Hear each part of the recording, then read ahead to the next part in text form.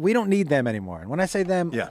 I mean gatekeepers. I mean people telling us what we can and can't make, what we can and can't do. And so this feels to be completely self-sufficient on this from my brain, through my wallet, everything I wanted to do is on the screen. It feels better than anything I've ever done in my entire life. And it really is, because it's I think it's broad. Yep. And it's for everyone, and it's a blast. And nobody has that type of production value on YouTube because it's expensive, probably. Yeah. I mean, you guys are shooting high-end cameras. It's scored wall to wall. Yep. And the production money came right out of your wallet. Out of my pocket. Yeah. So it's the first time I also have ever been like, oh, this is what all this costs? Mm-hmm. Yeah, got it. Sucks, right? Well, you're like, wait, I have to pay for that? That just to show up on set? Oh, it sucks. Yeah, friends. everything. Every single dime. Yeah. So, but also, you know what it's like? It's like when you buy your first car. Not a car that your dad's car or your mom's car, but when you spent your fucking money on this, you take care of it in a way that you never have taken care of anything before because you understand the value of that money. Yeah. With this show, I understood every dime, everywhere all of it went.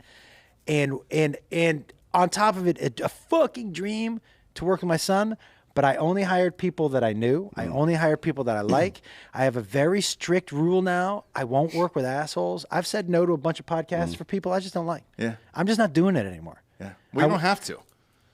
I remember years ago when we did the show, and Jared was trying to get you to do a YouTube channel. Yeah. He's like, I don't know, man. I don't know what this is. I don't know what the fucking... And he just kept hammering it over and over and over again. He's like, bro, you got to do a fucking YouTube channel. Now you have 1.55 million subscribers on your channel. I mean, it's incredible, dude. Yeah. And it appears as if it's changed your life. Changed my life. I will tell you the day that I don't know if I ever told you guys this. I haven't told many people this. In 2018, I told my wife, I'm going to have to quit comedy. And she said, why? I said, well, look, after Chelsea ended, and that was some of the best times of my life, and so thankful. Chelsea Handler, right? Yep. But the fans that came along with that show were her fans. And they were great, but I had to shed them. Not like, well, fuck you guys, but I had to be like, okay, I need to have my own fans, because eventually these fans are going to fall off anyways because they're not my fans. Right. And so my ticket sales dropped, and I wasn't making the money on the road. My comedy was better than it ever been, but it just wasn't. I wasn't making the money. And I told my wife, I'm like, this is not the life I promised you. And maybe I'll have to go back to writing or doing whatever, but I have to stop doing stand-up. I'm not getting paid. But I have this hour.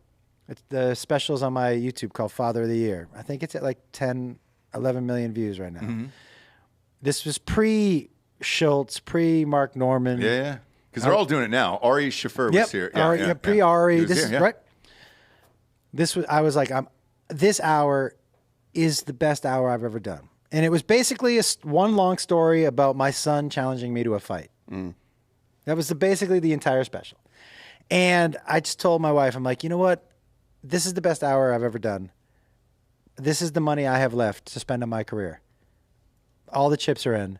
I just want to put it out there. And this might be it. And all the chips in, that special turned my entire career around. I'm selling more tickets now than I ever have in my life at my age. I added shows this weekend at a casino. Yeah. But having the belief in yourself and just being like, fuck it, dude. I know what I'm doing. I don't need to listen to these fucking people anymore. Well, they never knew what was funny. All they knew they knew what looked good as content, and also what advertisers would spend money on. That's right. That's what they knew. Right. That doesn't make the best content. But they convinced you that they knew more than you. It won't work. Yeah, and then it gets in your head. And then you're like, all right, well, what the fuck? You've done a bunch of scripted shit. Tons. You know that like sometimes what's on the first script, you're like, this is funny. And then you get to your next script, you're like, what happened to the jokes? What happened to the good parts? Yeah.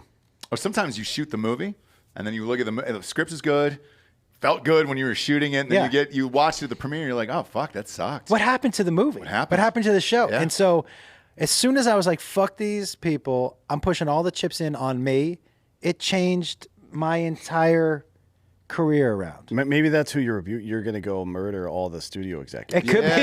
You're rebuking them, dude. It's like Son of Sam's dog giving him commands to go murder people. What if Mickey Mouse just came right out of my fingers? Or Jiminy Cricket up on You're your fucking rebuking shoulder, the head of Comedy Central. All the D girls who said, I don't think this is commercial. I don't think they have a CEO anymore, actually. No, it's all Viacom.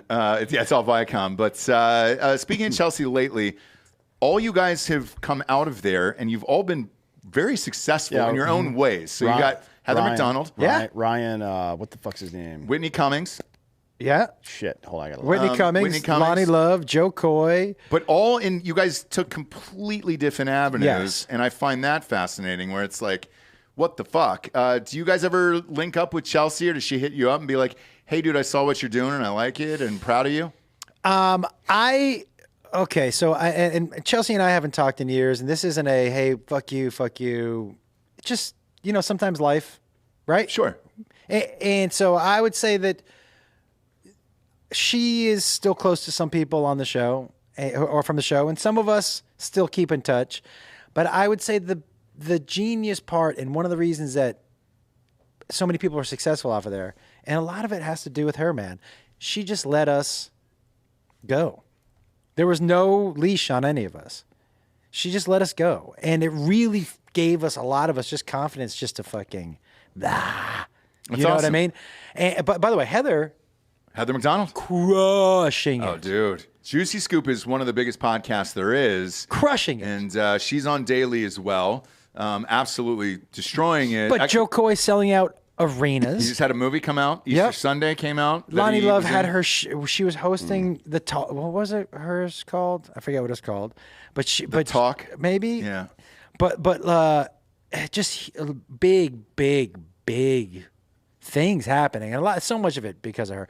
Brad Wallach, who was on the round table, he now is part of a production company, but that started like David Spade's Lights Out, like really successful on the other side. It's been pretty crazy. I just sold a movie with another dude, a guy named Jeff Wild, who was on the show. I sold a movie. Dude, I did say this? Yeah. I sold a movie based on the true story about me taking my daughter on a road trip to get her first kiss. Really? I didn't tell you about that? I pitched it in the room. They were like, we're going to buy that right now. And so we wrote the script. The script is fucking so good. The guy was like, keep it as authentic. He said, I don't want an Are We There Yet over the top. Give me Little Miss Sunshine. Which is a great fucking movie. Yeah, and a great tone. He was like, give me Little Miss Sunshine. Not Are We There Yet. Not crazy huge set pieces. Yeah. Give me humor based in reality with heart, because that's what the story is. And we wrote it. It's so good. It's so awesome. fucking good. Who'd you sell it to? You mind me asking? Yeah, I sold it to a production company in Nashville called Hideout. They made a movie called Old Henry. Oh, yeah. I know Old Henry. Yeah. Okay, and so what I loved about these guys is that they are guys who have their own money. It's all on board with the kind of stuff I'm talking about. They basically said, we're going to try to sell it, but we're not going to let anybody come in here and meddle with the story. And if they want to buy it, but they want to fuck with the story, we're making this 100% in 2023. Certainly these assholes That's awesome. Fucking so dope. Certainly these assholes have realized that everything they try to do fails at this point, right? Like, ultimately, it is a business, and they're the ones making or not making money. I'm torn on it. So and here's why I'm torn, because I think, like, take a movie like Coda, which won the Oscars last year. Children of Deaf Adults is what it stands for. It's very, very good. It set the record at Sundance for the highest buy ever. It was, I think, $13 million or $16 million or whatever it is. But somebody else had to do all the hard work and make the fucking movie, put it up on the screen, while some exec who probably passed on that fucking 8 times watched it, was like, shit, was that what they were trying to make when I got that script on my fucking desk? That's right. And then they bought it, then it wins the Oscar and everything else. Same with Little Miss Sunshine, all that other stuff. You almost have to make it first, and then everybody will be like, oh, fuck, now I get it. And so with the shows that I've shopped probably 50, 60 shows in my life. The only 5 or 6 that I sold were shot. Yeah. Because the people were too dumb to do it. But the only problem is it's exactly what you're doing.